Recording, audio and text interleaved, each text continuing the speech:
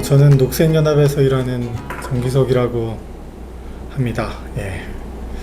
제가 이야기할 거리의 제목이 한국 생태계 보존과 생태 정의인데, 기독교에서 이야기하는 생태 정의에 대한 개념을 좀 찾아봤는데 환경단체에서 이야기하는 것과 크게 다르지 않더라고요.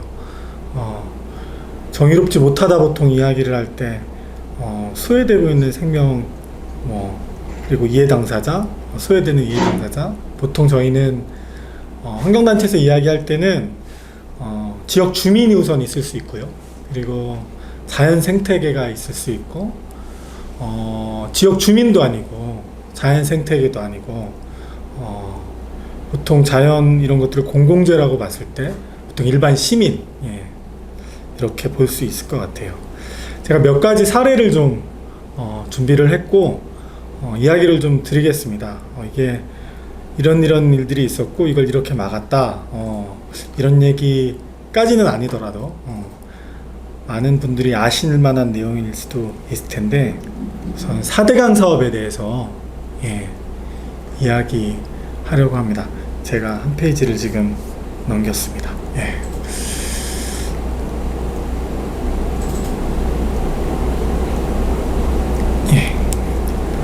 4대강 사업은 다들 아시는 것처럼 한반도 대운하를 만들겠다라는 이명박 대통령의 공약으로 시작이 됐었고, 이름이 바뀌어서 이제 4대강 사업 된 겁니다. 지금 4대강 사업 10년의 경과라고 되어 있는데 이게 2016년 자료여서 그래요.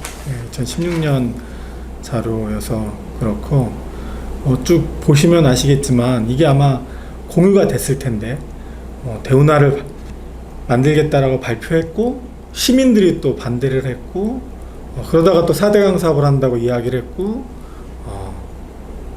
또 반대를 하고 블라블라블라 해서 이제 됐죠. 2012년도에 보통 4대강 사업 완료 시점이라고 저희는 이야기를 해요. 기억하시는 분들 계시겠지만 12년도 즈음에 한강의 이포보를 비롯해서 16개 보 중에 대부분의 보가 시설물로서 이제 거의 준공 완공이 됩니다. 근데 제가 건설 쪽에는 문외한이긴 한데 보통 시공하고 준공 검사하고 완공 검사하고 이런 것들이 개념상으로는 있다고 알고 있어요. 근데 4대강 사업의 경우에는 건축물임에도 불구하고 준공 검사, 완공 검사를 받지 않았어요. 이유는 그 뒤로 계속 보수가 계속 진행이 됐고, 공사가 사실은 마무리되지 않은, 행정적으로는 그렇습니다. 여튼 2012년도에 대부분의 보들이 완성이 돼서 12년도를 4대강 사업 완료 시점이라고 보고 있고, 그렇다면 내년이면 4대강 사업이 완료된 지 이제 올해 내년이면 10년 되는 해인 거죠. 경과에 대한 얘기고요.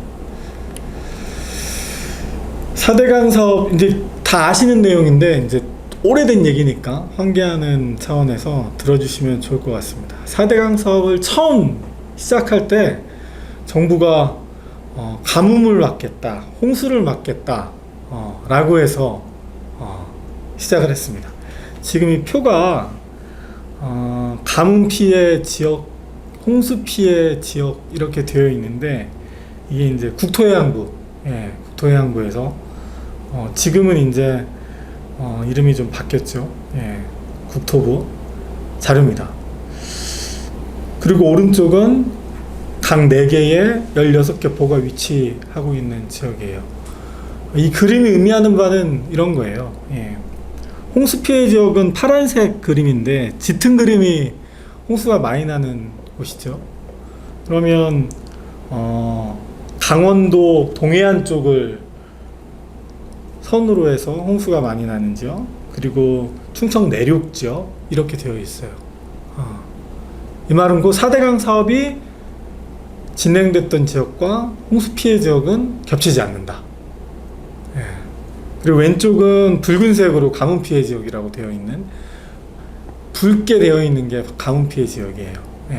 이것 역시 4대강 사업이 진행됐던 16개 보호가 만들어졌던 지역과 겹치지 않는다.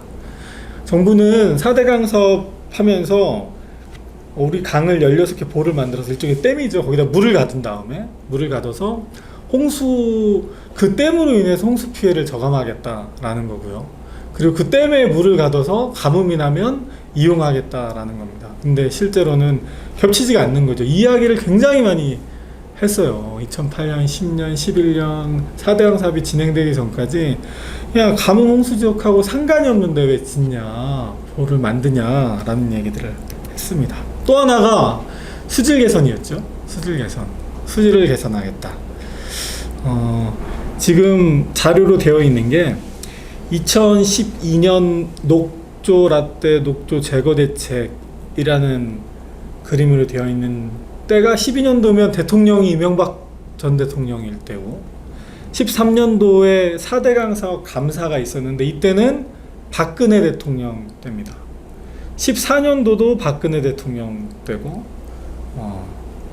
그러니까 이 텍스트가 의미하는 바는 같은 보수 정권 하에서도 수질 악화에 4대강 보가 악영향을 미치고 있다라는 정부 보고서들이 나왔다는 거예요. 예. 잠깐 읽어보면 2014년 4대강 사업 조사평가 보고서, 그때 당시에 박근혜 정부 당시에 위원장이 국무총리였어요. 보 건설로 인한 강물의 체류 시간 증가가 조류 농도 증가의 중요 요소, 이렇게만 써져 있는 거예요. 그러니까 야 4대강 사업 때문에 수질이 안 좋아졌어, 이렇게 쓰진 않죠. 예, 같은 정권이니까. 근데 이걸 애둘러서 이렇게 쓴 겁니다.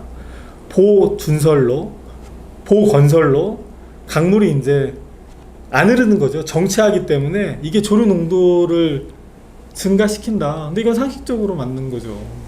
고인물이 썩는다 라는 걸 학술적으로 유식하게 이제 피워내 놓은 겁니다. 애둘러서. 예. 2014년 4대강 감사 발표도 마찬가지예요. 예. 뭐 수질 예보 발령 기준을 WHO의 수영 금지 권고 가이드라인보다 낮게 운영했다. 이건 무슨 의미냐면 시민들은 잘 모르는데 우리나라에 있는 금강, 낙동강, 영산강, 한강을 4대강이라고 부르는데 강이지만 기술적으로는 사실 강이 아닙니다. 보통 강에 문제가 생기면, 예를 들면 강의 수질이 안 좋아지면 경보, 주의보, 뭐 태풍처럼 이런 것들을 발효를 하고 발령을 할 거 아니에요. 그 대표적인 게 이제 조류경보제라는 게 있어요. 우리나라에 여름에 이제 녹조가 많이 끼면 뉴스에서 낙동강의 조류경보제가 뭐 며칠 동안 계속 지속됐다, 이런 뉴스가 종종 나옵니다. 근데 뉴스에 안 나왔던 내용이, 조류경보제는 어디에서 사용하는 거냐면 호수에서 사용하는 거예요. 호수, 쉽게 말해서 고여있는 물, 팔당호 같은 거, 예. 흐르는 강물에는 조류경보제를 사용하지 않습니다. 그러면 우리나라 낙동강에 왜 조류경보제를 사용하냐? 낙동강이나 한강이 4대강의 법적 지위를 강으로 안 두고 호소로 규정했기 때문입니다. 4대강 사업을 하면서 16개의 보를 만들면서 16개의 호수가 생긴 거죠. 그래서 우리는 강을 강이라고 부르지만 실제로는, 기술적으로는 강이 아니에요. 외국에서 이야기하는 강은 이 정도의 그 맑은 물이어야 되고 이런 수질을 가지고 있어야 된다라는 게 예전에는 있었는데 4대강 사업하면서 이게 강의 지위를 박탈당한 거죠, 사실은. 그러니까 강이라고 부르고 있지만, 예. 가뭄에 대한 얘기도 뭐 보수 정권 때도 이렇게 다 이야기를 했다, 예, 라는 겁니다. 뭐 홍수도 마찬가지고요. 홍수는 이게 논란이 되게 오래됐는데 지금 나와 있는 자료는 13년, 14년, 16년 일부러 제가 이명박 정부, 박근혜 정부 때의 정부 보고서를 넣은 거예요. 문재인 정부 거 다 빼고요. 객관성을 어느 정도 유지하기 위해서. 전문가들이 이야기하는 게 잘 보시면, 생각을 해보시면 아시겠지만 한강에 여름에 장마가 오거나 그리고 태풍이 와서 비가 많이 오면 한강 수위가 올라가잖아요. 그러면 이런 뉴스가 나옵니다. 팔당댐을 열었다. 팔당댐을 어느 정도 열어서 한강 수위가 올라갔다. 이 말은 곧 팔당댐의 댐 수문을 열지 않으면 그냥 막고 있는 상태면 물이 많이 오면 팔당 때문에 넘치겠죠. 물그릇에 물이 넘치는 게 우리는 홍수라고 이야기를 하는 거예요. 홍수 때는 수문을 열어야 되는 거죠. 그래서 그러면 다시 돌아와서 4대강에 16개 보를 만드는 게 홍수 저감 효과가 있냐?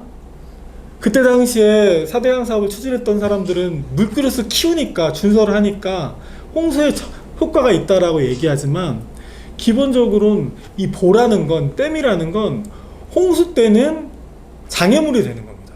그래서 홍수가 나거나 비가 많이 오면 수문을 열어야 되는 거죠. 상식적으로 안 맞는 얘기들을 한 건데, 우리는 여하간 22조 원이라는 막대한 국민 세금을 들여서 4대강 사업을 한 겁니다. 문재인 정부 들어서 한번 열어봤어요. 2017년도 5월 달에 대통령 당선이 되고 나서 4대강 보를 좀 열고 모니터링을 하자. 그래서 지금 보 모니터링 중간 결과 값이라고 17년부터 6월 달까지 16개의 보가 있는데, 문재인 정부도 공약을 못 지킨 거죠. 왜냐면 애초에는 16개의 보를 다 열어서 모니터링을 하고 4대강이 지금 강이 아닌데 강으로 되돌리겠다라는 게 공약이었는데, 낙동강의 보를 못 열었습니다. 몇 개의 보를 제외하고 금강 3개 보만 제대로 열었어요. 다들 아시는 것처럼. 그리고 충분히 예상하실 수 있는 것처럼 낙동강, 정치적 이유 때문이죠. 낙동강 유역에 있는 경상도 쪽은 대부분 지자체장들이 이제 민주당이 아니라 국민의힘 단체장이고 4대강 사업을 적극적으로 옹호하거나 지지하는 분들이시기 때문에 문재인 정부의 4대강 관련 정책을 지지하면 본인들이 했던 과오를 인정하는 거기 때문에 제대로 못 열었어요. 그럼에도 시민사회에서는 강하게 좀 정책적인 드라이브를 걸었으면 좋겠다라는 이야기를 하고 있는데, 여튼 안타깝게도 제가 4대강 제자연화 시민위원회라는 그 연대기구의 실무 담당을 맡고 있는데요. 실무 책임을 맡고 있는데, 이 정부가 지나서도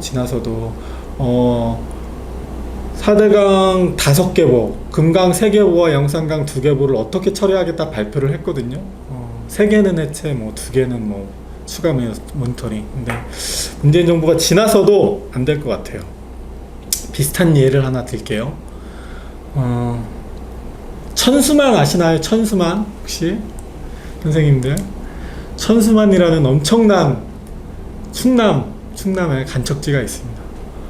기억하시는 분들은 아시겠지만, 저 어릴 때 저 중학교 사회 시간에 보면 간척 사업으로 우리나라 국토가 조금씩 늘어나는 걸 자랑으로 교과서에 적었어요. 국토가 늘어나고 간척으로 국토가 점점 늘어나서 거기 농사를 짓기도 하고. 천수만이 예전에 드라마도 나오고 했었는데, 현대건설 정주영 회장이 이게 이제 큰 방조제를 놓고 그 갯벌을 막아서 이제 간척 사업을 해야 되는데, 우리 그런 기술이 없었는데 유럽에서 폐 유주선을 사와요. 그 드라마가 나오거든요. 막 드라마틱하게 폐 유주선을 사와서 그걸로 막는 겁니다. 물길을, 바다와 민물이 만나는 곳을. 그러니까 모래를 조금씩 담아서 막으면 이게 물살이 왔다 갔다 하니까 잘 쓸려나가고 해서 공사가 제대로 안 될 거 아니에요. 그래서 어느 정도 막아놓고 그 뚫려있는 공간을 폐 유주선으로 막아버리는 거예요. 그래서 그 공사를 해서 막았어요. 그게 천수만이에요. 근데 이 천수만이 최근에 어떤 일이 일어나고 있냐면, 작년부터 역간척을 하기 시작했습니다. 간척했던 걸 풀기 시작했어요. 그때 당시에는 농지가 많이 늘어서 좋았는데, 지금 와서 보니까 갯벌이 다 썩어서 썩은 데가 나는 거예요. 수질이 안 좋고.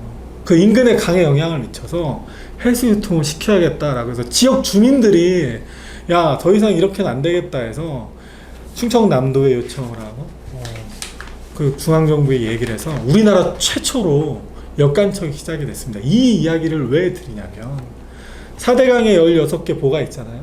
10년이 지나고 20년이 지나고 30년이 지나면 경상도에 살고 계시는 지역 주민들이 먼저 보를 해체하자고 하실 겁니다. 아무 진짜 필요도 없고 수질에도 악영향을 주니까. 그러니까 이게 참 그 수십 년 동안 기회비용이 있는 거죠. 우리는 그 수십 년 동안 낭비하는 거예요. 예. 그래서 환경 문제가 다 그래요. 새만금도 마찬가지고. 참 안타까운데 여전히 지금 4대강 재자연화는 잘 안 가고 있다. 답답한 거고요. 지금 뭐 모니터링 결과는 자료를 보시면 뭐 자연 생태가 이렇게 좋아지고 녹조가 이만큼 줄어들고 멸종 위종이 돌아왔다 등등에 대한 이야기들입니다. 예. 가려황산에 대한 얘기를 좀 해볼게요. 이따가 혹시 질문이 있으시면 막 던져주세요. 가려황산은 강원도. 잠깐 질문 하나 예. 갑자기 든 생각인데요. 예. 지금 저는 그 출신 지역이 전라북도에서 자라고 태어났는데 예. 거기에 가장 유명한 새만금 간척 사업이 있잖아요. 예.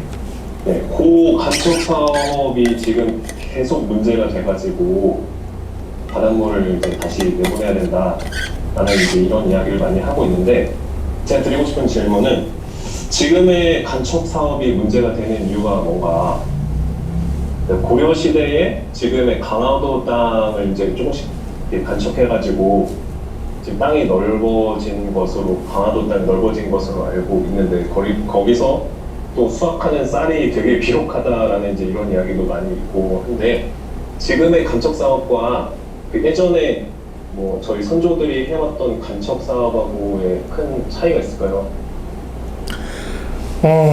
선조들이 해왔던 간척 사업은 간척 사업이 아니죠. 그러니까 지금의 간척 사업만을 얘기하면 물길을 막는 겁니다. 쉽게 말해서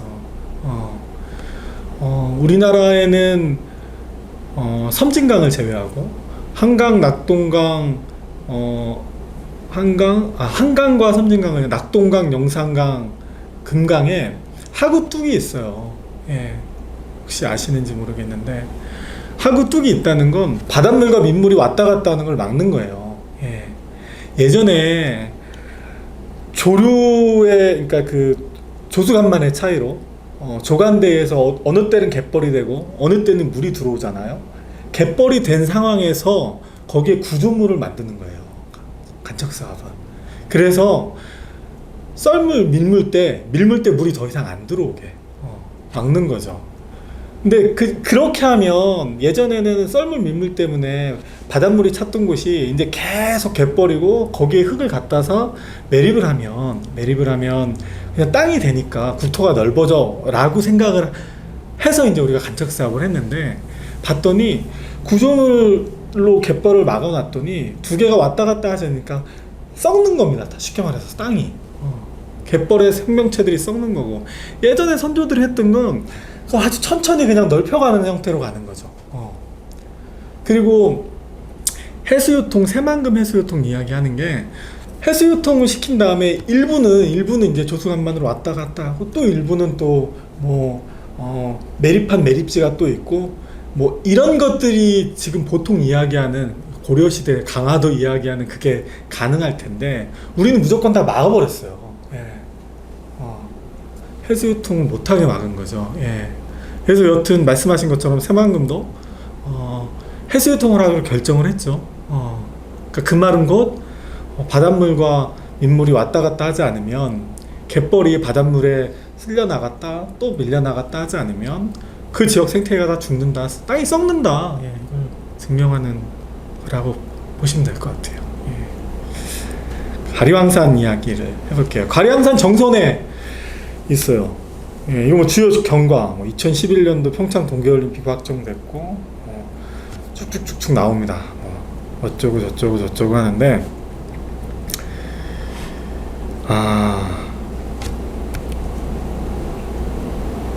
이걸 쭉 보시면 되게 복잡해요. 생체 보건단도 추진하고 최근에 2021년 6월 11일 가리왕산 복원을 확정했다까지 11년부터 21년이니까 거의 11년 동안 비포 애프터 사진입니다. 예, 가리왕산. 가리왕산은 산림유전자원 보호구역입니다. 산림유전자원 보호구역이고 산림유전자원 보호구역은 어떠한 개발도 할 수 없는 우리나라에서 그 보호의 강도가 가장 높은 산림보호에 따라서 이런 쪽에 스키장을 만들었죠. 법으로 만들 수 없는 스키장을 특별법을 통해서 만들었어요. 예, 만들었어요. 이것도 참 문제인데 더 심각한 건 그 다음인 것 같아요. 예, 뭐 여기 이제 나오는 것처럼 이게 공사 전인데요. 2012년, 13년도, 예, 2012년, 13년도 벌써 한 10년 전쯤 되네요. 저기 위에 사진 오른쪽 파란 옷이 접니다. 예. 10년 전 사진이네요. 예. 밑에 뭐 올리고 이렇게 벌목을 해서 스키장을 만들었어요. 예, 벌목을 해서 스키장을 만들었고 만들 때 약속을 했습니다. 2012년도 가리항산 스키장으로 활강 경기장으로 칠 때 올림픽이 끝나면 복원하겠다. 복원해서 산림유전자원 보호구로 돌려놓겠다. 이렇게 약속을 했어요. 환경영향 평가에서도 그렇게 약속을 했죠. 이게 이렇게 큰 나무들이 잘렸고 뭐 한참 공사할 때 공승연합에 가서 찍은 사진입니다. 근데 지금 이래요. 예, 이게 공사 중사진이 아니에요. 18년도 올림픽이 끝난 지 지금 19, 20, 21 3년이 지났잖아요. 저러고 있어요. 예. 왜 복원을 안 하냐. 예. 근데 아까 21년도에 복원을 하기로 했다고 했잖아요. 그럼 되게 웃겨요. 12년도에도 복원하기로 했거든요. 13년도에도 복원하기로 했어요. 18년도 올림픽이 끝나고 나서도 복원하기로 했어요. 약속만 계속 하는 거죠.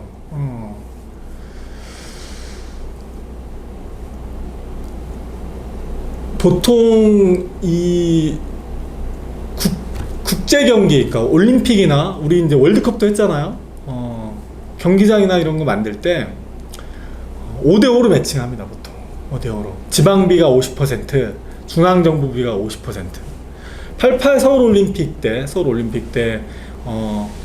서울에서 잠실 주경기장을 만들 때 그때는 조금 다르지만 법적으로 놓고 보면 대한민국 정부가 건설비 50%를 댔고요. 서울올림픽이니까 서울시에서 50%를 됐어요.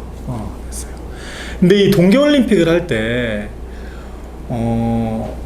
역사상 동계올림픽을 했던 나라들은 우리나라 같은 그 적설량을 가진 나라가 없어요.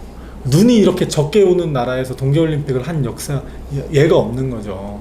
일본 같은 경우에도 일본에서는 뭐 히로시마에서도 했었고 그 다음에 나고야에서도 했었고 동계올림픽을 2번 이상 했었는데 거기는 3,000m가 넘는 산들이 즐비하잖아요.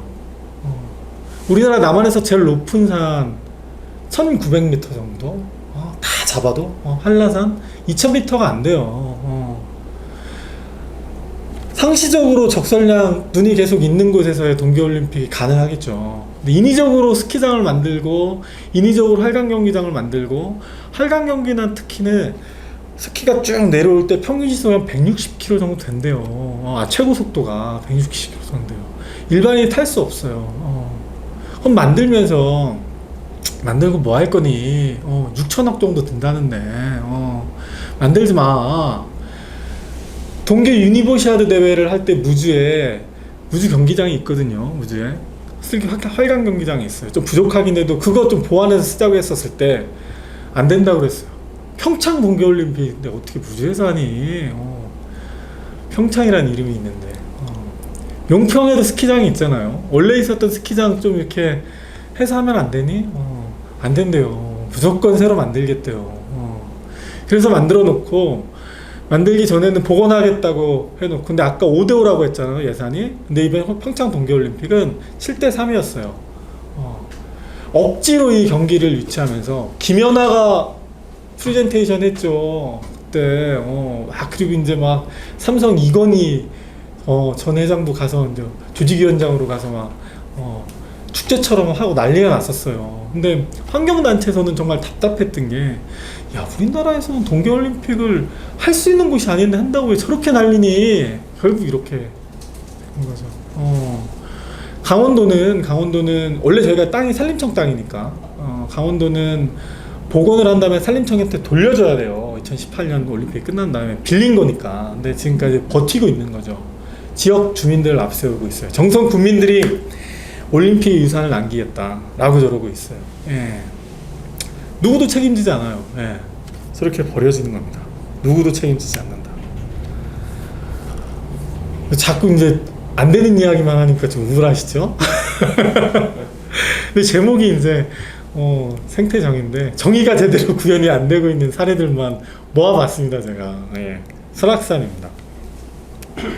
설악산도 쭉 뭐 관련 경과가 있습니다. 예, 95년도 뭐 블라블라 해서 2018년도 어쩌고 저쩌고 했고, 보면 현재 양양군의 집단 민원 뭐 이렇게 되어 있어요. 행정심판 청구 예고.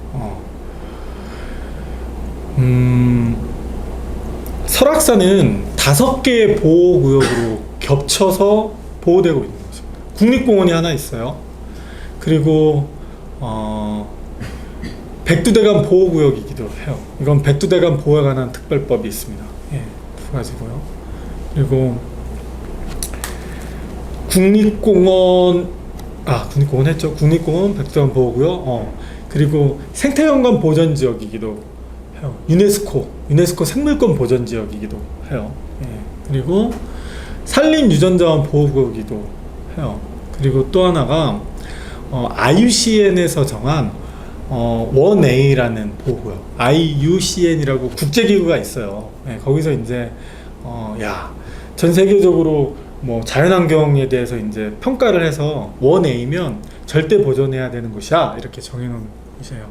국내법으로도 그 다음에 국제법으로도 보호를 해야 되는 곳인데, 설악산에 케이블카가 있죠. 권금성에 가시면 케이블카가 있어요.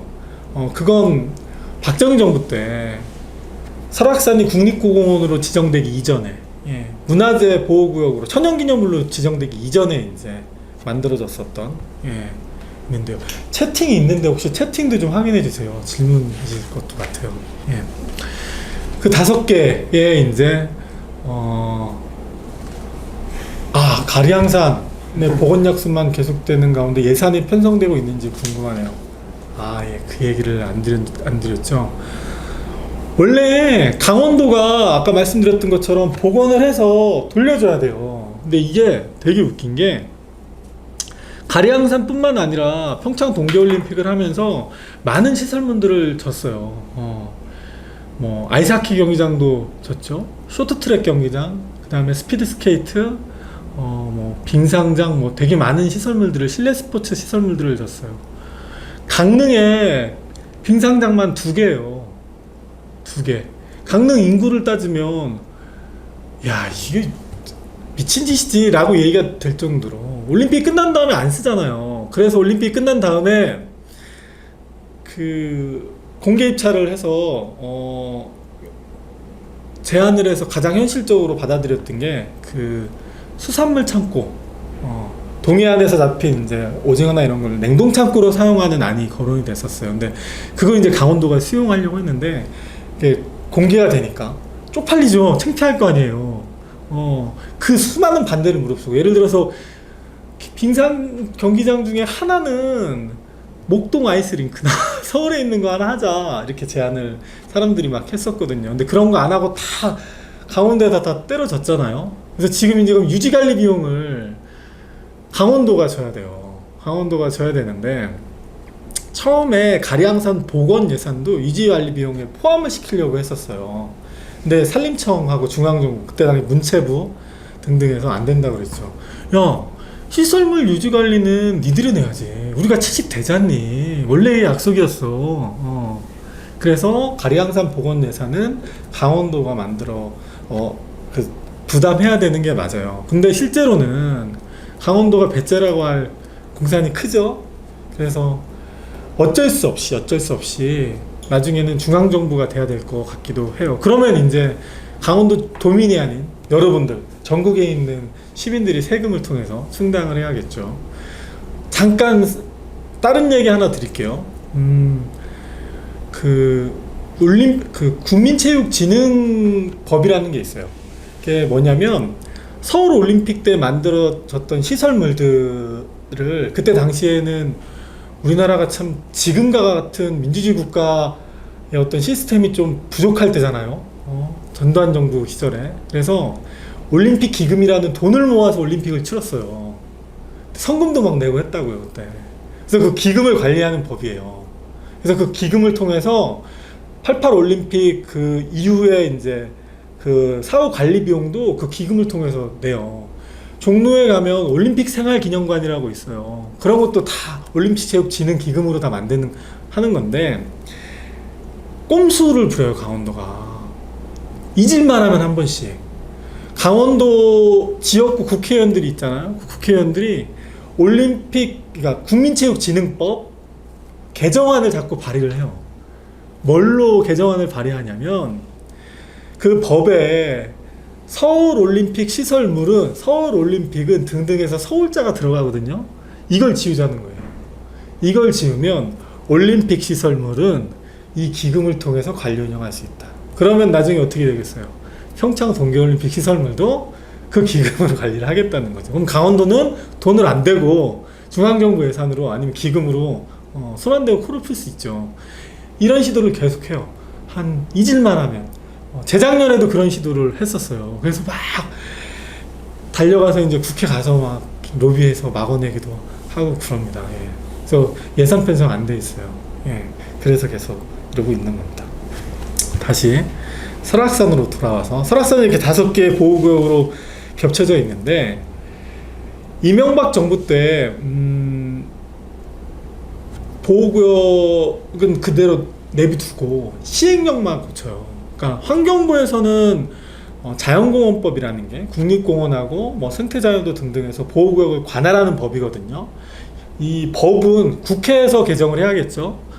국회에서 제정을 하고 개정을 하는데, 이 시행령은 대통령이 맘대로 바꿀 수 있어요. 바꿔서 국립공원에도 혹시 삭도라는 말을 쓰는데, 이게 궤도가 있는 시설물을 의미하는 거예요. 한라산 가보신 분들 아시겠지만, 그 성판화 코스로 올라가다 보면 등산로 옆에 조그만 내일이 하나 있어요. 그 내일을 통해서 경운기 같은 걸로 한라산 꼭대기까지 일종의 쓰레기도 이제 실어 나르고, 그리고 그 위에 가면 진달래 대피소 있는데 대피소에서 마실 물도 이제 올려보내고 이런 거거든요. 이런 삭도, 철도 같은 것들을 국립공원에 설치할 수 있어요. 시설물이 필요한 경우가 있겠죠. 군사시설, 군사적인 목적이 있을 수도 있고. 여하간 법에는 삭도 시설물을 허용하는데 이 관광용 케이블카를 막기 위해서 시행령으로 어떤 걸 해놨었냐면, 주봉, 그러니까 꼭대기, 설악산이면 대청봉이겠죠. 북한산이면 백운대일 거고, 이 주봉오리에서는 2km 이상 떨어져야 된다. 상부 종점이. 보통 우리가 관광을 할 때 한국 사람들은 꼭대기를 가잖아요. 산에 막 올라가서 조망을 하시는 걸 좋아하잖아요. 그러니까 주봉하고 멀리 떨어져 있는 케이블카는, 삭도는 사실은 관광용 케이블카가 아닌 거죠. 근데 이게 시행령인데 이걸 바꿔요. 2km 안으로 허용해요. 그래서 설악산 케이블 5세 케이블카가 가능한 겁니다. 법적으로 바꿔서 그렇게 되는 거거든요. 이거 진달래, 설악산에 대해 사진 드려요. 예, 조금씩 올려주시면. 저곳이 이제 능선에 아마 5세 케이블카가 예정되어 있는 거고요. 예, 겨울산이죠. 예, 설악산 노선도입니다. 예. 맨 오른쪽 빨간색이 1차, 12년도에 이제 양양군이 시도했었던 2차가 가운데, 맨 왼쪽이 3차입니다. 계속 하고 있는 거죠, 계속. 자연공원법상 이 시행령이 개정이 되고, 자연공원법상 국립공원 같은 데는, 그리고 이렇게 보호지역이 층층이 다 겹으로 보호되어 있는 것은 보호하자. 이렇게 법으로 만들지 않는 이상 이런 싸움은 끊임없이 될 겁니다. 설악산 케이블카 진행 중이라는 것이고요. 그리고 이제 사양로인데요. 제가 이제 환경단체에서 직업으로 환경운동을 하잖아요. 야, 이거 못 해먹겠어. 이제 때려칠래. 라고 하는 순간들이 가끔 있어요. 예. 이게 승패를 이야기하면 적절한 표현은 아닐 수 있는데, 제가 아는 저희 그러니까 환경운동 단체에서 하는 대부분의 일들은 지는 싸움을 많이 하거든요. 예. 이 일이 이제 14년도였는데 그만두고 싶었어요. 예. 녹색연합에 사표를 내고 그만두고 싶었습니다. 예. 이것도 케이블카예요. 예. 백암산 케이블카. 예. 백암산이라는 산이 있습니다. 화천에. 예. 우리나라는 휴전선이 남과 북을 가르죠. 예. 휴전선을 가르는데 군대 갔다 온 분들은 아실 텐데 파주에 있는 1사단부터 강원도 고성에 있는 22사단까지 전방 11개 사단이 일렬로 쭉 남과 북이 대치하고 있어요. 예. 그게 이제 전방사단이라고 이야기하는데 이 백암산이 있는 곳이 그 7사단이에요. 7사단. 예, 7사단.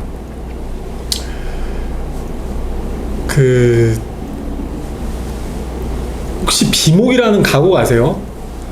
조연이 쓰고 간 깊은 계곡. 그 비목을 작곡한 지금 생각이 안 나는데 비목을 작곡한 서울대 음대 다니셨던 분이신데 이 화천 백암산에서 군생활을 하셨대요. 예. 그래서 이제 군생활을 하시다가 그 가사를 쓰고 가곡을 만드셨다고 합니다. 이 백암산에 올라가면 이제 그 군인들이 지키는 교통호가 있을 거 아니에요. 거기서 이제 보면 뭐가 보이냐면 금강산 댐이 보입니다. 금강산 댐은 혹시 저도 어릴 때 평화의 댐이라는 댐을 만들 때 성금을 냈어요. 북한이 금강산 댐을 만들어서 그걸 폭파시켜서 수공을 하려고 한다. 그러면 서울이 물바다가 된다. 이래서 금강산 댐을 짓고 있다. 그래서 우리는 그걸 대응하기 위한 처음엔 대응댐이라는 이름을 썼다가 나중엔 평화의 댐이라는 댐을 만들었는데 그게 화천에 있거든요. 바로 거기입니다. 이 백암산이. 예, 백암산이. 북한강이 남과 북을 흐르는 곳이죠. 그러니까 그곳인데 이 백암산은 그러니까 민간인 통제구역인 거예요. 예, 백암산을 넘어가면 북한인 겁니다. 예. 저 위에 2006년 화천 평화 생태 특구라는 게 지정이 돼요. 예. 특구라는 게 참 문제예요. 예. 야, 무슨 얘기냐면 사업이 되게 오래된 사업인 거죠. 경치가 되게 좋아서 올라갔더니 금강산 댐도 보여. 북한도 보이고 여기 케이블카를 놓고 한번 올라가 보자 라는 발상을 누군가 하기 시작하는 겁니다. 예.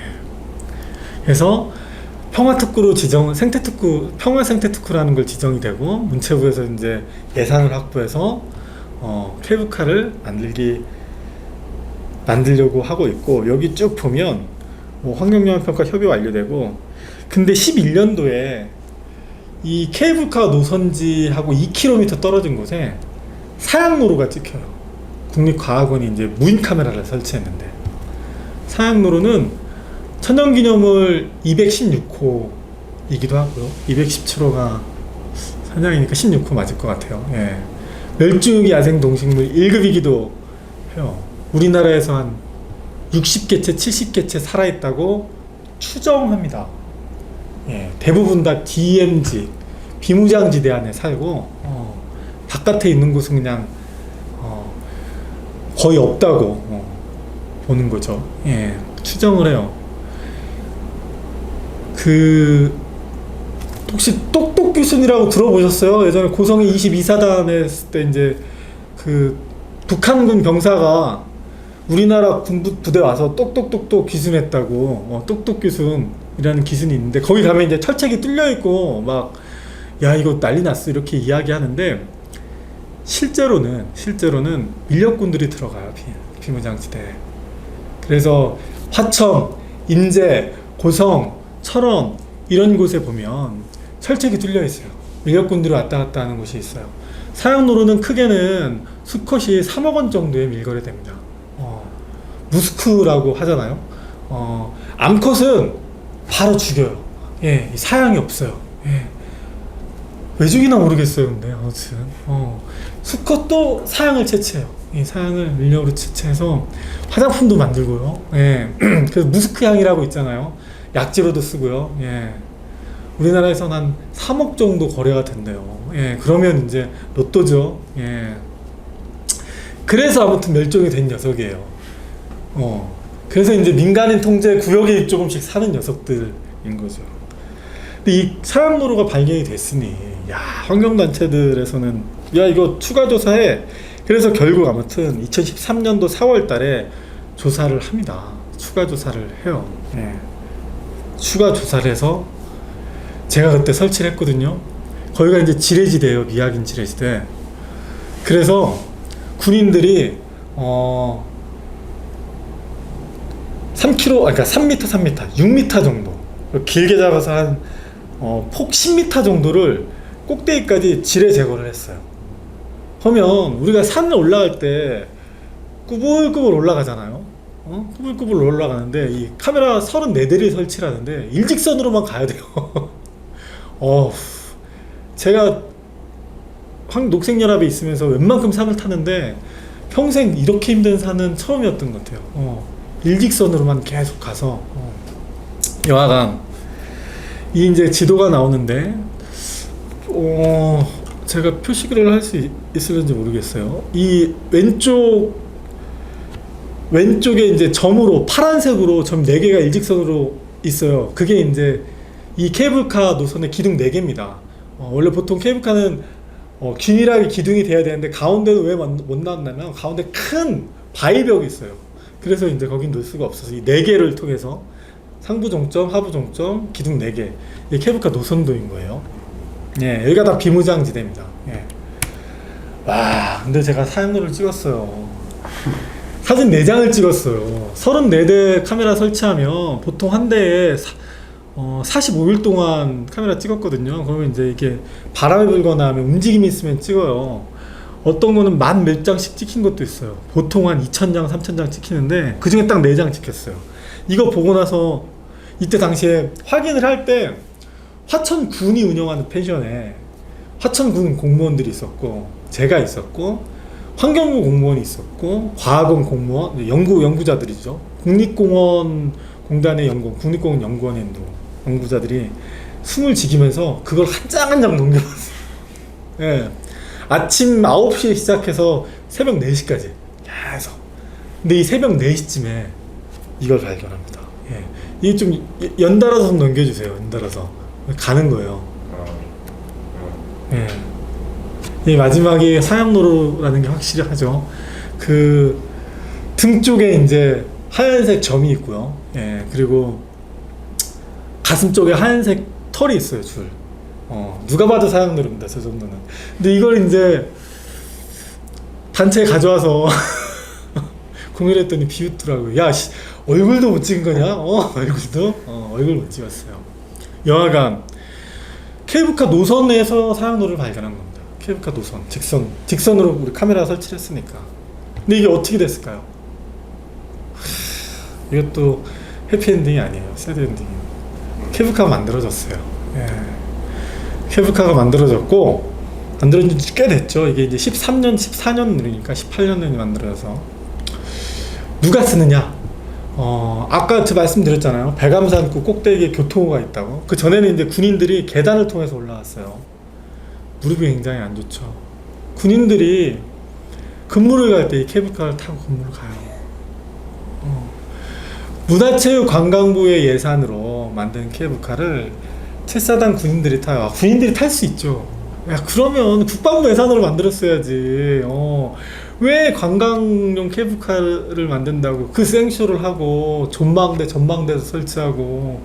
지금은 군인들만이 이용합니다. 저것은 민간인 통제구역이기도 하고 안개일 수가 많아서 실제로 운항 자체를 못해요. 관광으로. 예. 제가 이제 이야기하는 그 안타까운 제 입장에서는 4가지인데요. 이야기는 이런 거예요. 예. 처음 시작할 때 개발을 하는 입장에서 논리들이 있죠. 이유들이 다 있어요. 화천군은 군부대를 제외하면 지역 경제가 잘 안 돌아가요. 관광업이라도 좀 해보자. 지역민들이 좀 살아야 되지 않겠니? 지극히 상식적인 이야기입니다. 저도 거기에 반대하지 않아요. 근데 이렇게 케이블카를 하자, 관광용 케이블카를 하자. 지역 주민들은요, 저 같은 사람이 가면 아주 죽일놈 취급을 해요. 야, 케이블카 만들어서 관광객 들어오면 화천터미널 옆에 나 식당 운영하는데 사람들 많이 오고 돈 벌 수 있지 않겠니? 논리적인 이야기해도 안 먹혀요. 근데 사실 이 사업을 진행하는 행정공무원들하고 그리고 이 사업을 시행하는 사업자들은 다 알죠. 이게 사업성이 있는지 없는지. 우선 끌어다 놓고 만들고 보는 거예요.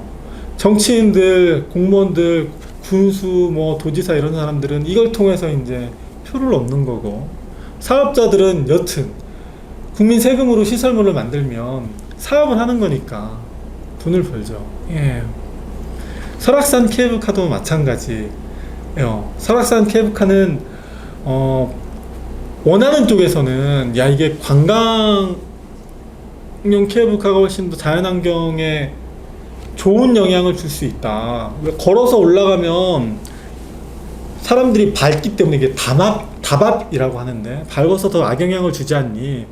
공중으로 실어나르면 경관이야 좀 헤쳐도 훨씬 더 자연 상태에 좋지 않니? 그런 얘기해요. 일면 맞는 말 맞지만 사실은 우리나라 관광객들은 꼭대기를 보려고 하잖아요. 대청봉 사진을 제가 가져오지 않았는데, 원래 대청봉에 가면 대청봉 표지석이 지금 있습니다. 그곳에 대청봉 표지석에 1월 1일 날이나 이런 데 가면 사진을 찍으려고 장사진을 이루는데요. 거기에 원래 한 2m 정도 산이 높았어요. 예. 근데 그게 다 파이고 없어져서 사람들이 밟아서, 예. 케이블카로 사람들을 실어나면 그만큼 꼭대기로 가는 거죠. 즐길 곳은 즐겨야겠죠, 자연환경은. 보호할 곳은 보호해야 합니다. 우리가 어린이 보호구역이라고 되어 있는 학교 근처에, 초등학교 근처에 유흥시설이나 모텔이나 이런 거 있으면 안 되잖아요. 그렇다고 술집이나 모텔을 반대하진 않아요. 그런 시설물들이 있어야 할 곳이 있고, 있으면 안 되는 곳이 있는 거예요. 케이블카 같은 관광시설물이 있어야 될 곳이 있고, 있으면 안 되는 곳이 있는 겁니다. 그 정도의 분별을 우리는 가져야 하는데, 그걸 이용하죠. 4대강 사업, 누군가는 돈을 벌었어요. 16개의 보를 만들면서 돈을 번 사람들이 있겠죠. 매년 수천억씩 관리비 세금이 국민 세금으로 나가요. 지금은 4대강 보호 관리 예산이라고 정해져 있지 않지만, 환경부의 수질 제거제, 그 다음에 이제 뭐 농림부의 농어촌 양수시설 개선 비용, 그리고 상하수소 개선 비용, 그 정수장 그 옆에 있는데 계속 약을 뿌려야 되니까. 예. 그리고 준설도 또 계속해요. 예. 이런 비용들이 계속 들어가요. 예. 만약에 여기 계시는 뭐 박한배 선생님이나 아니면 뭐 정지현 선생님이나 야, 당신들이 한 100만원 내서 뭐 해 라고 하면 못 내놓겠지만 100원 10원씩 내놓는 우리나라 4천만 국민들이 내놓는 돈을 가지고 누군가는 장사를 한단 말이에요. 예. 세금을 가지고. 가리항산도 마찬가지고. 이런 일들이 2021년도에도 비일비재하게 있고, 이런 차원에서 관심을 더 많이 가져야 된다라는 이야기, 어디 가서나 하는 드리는 이야기 중에 하나고요. 그리고 생태정의라는 말이 나왔으니까 이야기는 꼭 드리고 싶은데요. 보통 그런 이야기 하는 사람도 있거든요. 사양노루나 사냥이나 이런 멸종위 동식물 때문에 설악산 케이블카도 안 된다라고 누군가 얘기하면, 야, 송전탑이나 이런 시설물 들어오면 그땐 떠나갔다가 나중에 다 돌아와. 자연환경 금방. 그리고 만약에 이런 동물들도 옆 동네 가서 잘 살아. 맞는 얘기입니다. 옆 동네 가서 잘 살아요. 그리고 돌아오기도 해요. 근데 만약에 임무한 선생님하고 정지현 선생님이 같은 그 곁을 두고 집을 산다고 쳐요. 근데 누군가 와서 임무한님 보고, 야, 니네 너 잠깐 딴 데로 가.